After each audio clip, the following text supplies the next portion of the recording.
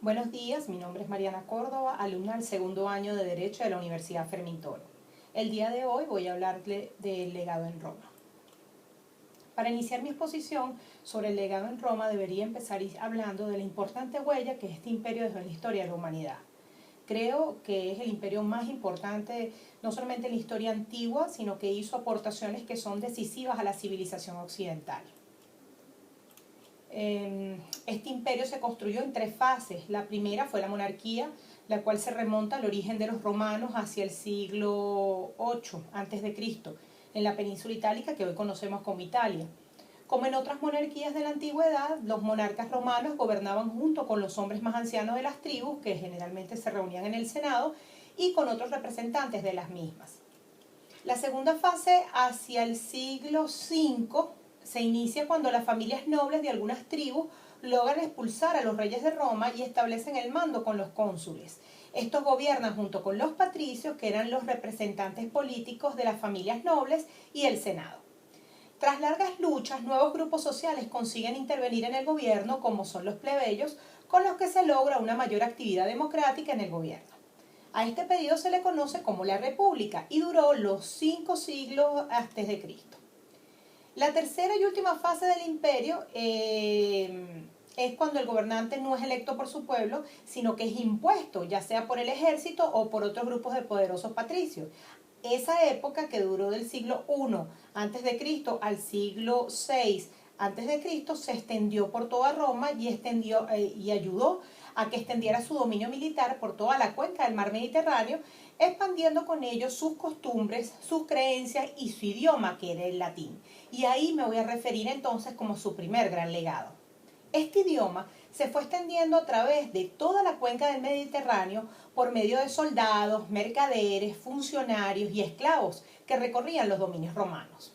En diversas regiones, como la llamada entonces provincia de Hispania, que era España, lo que conocemos como España hoy en día, el latín fue enriquecido y transformado por el contacto con las otras lenguas nativas, echando así las raíces de lo que pronto sería el nuevo idioma, que es el español. El latín es el origen de otros importantes idiomas como el francés, el italiano, el dálmata, entre otros. Todos provienen de la misma raíz romana y por eso son llamadas lenguas romances. La sociedad romana heredó también la idea de que todos los miembros de una comunidad tienen ciertos derechos. Estos derechos se expresan a través de leyes. La primera recopilación de leyes hecha en Roma se denominó lo que ya hemos estudiado, la ley de las 12 tablas, porque estaba inscrita en 12 tablas colocadas públicamente. Para que todos los ciudadanos pudieran conocerlas, se hizo en esas tablas, y fue por eso que se caracterizó de hacerlo de manera pública. Es así como se comenzó una tradición que culminó con la recopilación de leyes hecha por el emperador Justiniano, ya finalizando el Imperio Romano hacia el siglo VI, que es conocido como el Código Justiniano. Así como el derecho, los romanos también nos dejaron conocimientos científicos como la medicina. El médico de origen griego, pero que vivió entre los romanos hacia el siglo II, llamado Galeno, escribió varios tratados de medicina y sentó las bases del conocimiento médico ante las enfermedades. A diferencia de los médicos anteriores que atribuían las enfermedades a supersticiones y creencias religiosas, Galeno sí estudiaba los síntomas del enfermo para determinar cuál era el órgano dañado y deducir con ello cuál era la causa de la enfermedad y su posible remedio. Otra fuente importante de conocimientos que nos legaron los romanos fue el estudio de la física, que fue aplicado a la ingeniería. Ellos fueron capaces de construir grandes conductos de agua a través de valles, de montañas, que hoy conocemos como acueductos. Además, construyeron baños de aguas calientes en sus ciudades, en las que tenían fuentes y caminos que los comunicaban con casi todo el territorio que dominaban. La aplicación de principios físicos tanto para la hidráulica como para la arquitectura urbana llegó a su máximo esplendor hacia el siglo I a.C. durante el gobierno del emperador Augusto. Sus ciudades fueron modelos de muchas ciudades de Europa y de lugares que conquistaron. Además, mucho de su estilo arquitectónico llegó a nuestro país con el arribo de los conquistadores españoles hacia el siglo XVI. Otro ejemplo que pudiera dar pudiera ser que entre las cosas que descubrieron también los romanos y que inventaron estaban cosas que hasta nuestra época han perdurado y que aquí han sido importantes aportes de esa antigua civilización. Como tal tenemos el cemento, que dentro de la arquitectura de los romanos permitió que se crearan los grandes arcos, que fueron un nuevo elemento para obtener edificios muy grandes. Para hacer esos arcos los romanos usaron también madera y los construían igual como se hace ahora. La madera se doblaba en forma de arco para luego colocar los ladrillos sobre él y se pegaban con cemento. Al secarse se solidificaban los ladrillos sobre los arcos y al quitar la madera quedaba el arco.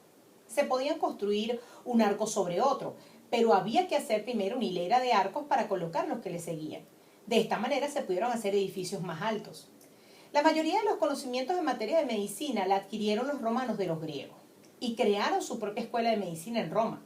Los mejores doctores del ejército romano los llamaban médicos, mientras que los hospitales especializados del ejército los llamaban valitudinarios. Los médicos usaban técnicas quirúrgicas avanzadas al tratar heridas de los soldados y estar capacitados para eliminar órganos infectados y amputar miembros. Un elemento que jugó un papel muy importante dentro de la cultura romana fue el agua. De hecho, su uso en los diversos ámbitos culturales de la época del Imperio Romano influyeron no solamente en la salud, sino también en la salud de los muchos pueblos conquistados. Los acueductos fueron una invención romana. Estos eran grandes canales largos de piedra que permitían movilizar el agua de un lado a otro. Ese suministro de agua era necesario para que los desagües y los baños públicos en ciudades y pueblos pudieran funcionar. El agua se utilizaba también para la propulsión de ruedas hidráulicas que movían cadenas e impulsaban la maquinaria. Los romanos aprovecharon los manantiales de aguas térmicas para diversas terapias, porque fue una cultura también que se ocupó de la medicina, y esto hizo que los doctores para la época que vivieran tuvieran muchas oportunidades. Los sistemas de distribución de agua en el Imperio Romano pertenecen a una época que va mucho más allá del año 300 a.C. al siglo XVII. Muchos de los acueductos construidos para transportar el agua eran verdaderamente avanzados. Los romanos eran maestros en el arte de la construcción y la administración. Le daban tal importancia al agua que eran capaces de construir acueductos tan grandes que llevaban agua de una ciudad a otra, de más de 1 millón de habitantes, desde una distancia de hasta 90 kilómetros. Pero lo más importante era que sus ingenieros estaban preparados para seleccionar el agua. Separaban el agua de alta calidad usada para beber y cocinar del agua que serviría para regar o limpiar. Curiosamente, hoy en día en la mayor parte del mundo aún no se separa el agua conforme a su calidad, de manera que la que se utiliza para descargar el inodoro es la misma que se usa para beber. Los acueductos eran canales construidos con cementos a prueba de agua, cubiertos con losas de piedra, manteniendo así una inclinación constante respecto al suelo que le permitiría transportar agua hasta la ciudad que recogían las colinas circundantes. Para que el agua tomara esa presión se almacenaba en grandes depósitos construidos junto a los manantiales. Cuando el agua llegaba al centro de Roma abastecía las fuentes y edificios públicos, especialmente las termas, que son las de agua caliente, por medio de cañerías que eran construidas de plomo, terracota o incluso de madera. Los romanos destinaban una gran parte del erario al mantenimiento de estas instalaciones para garantizar el abastecimiento de constante agua fresca y limpia. Pudieran haber otros ejemplos de cuáles fueron los legados que nos dejó este gran imperio. Sin embargo, creo que con lo que he expuesto he dado a entender la importancia de su legado. Esta ha sido toda mi intervención y espero que haya sido de su agrado. Muchas gracias y hasta otra oportunidad. Saludos.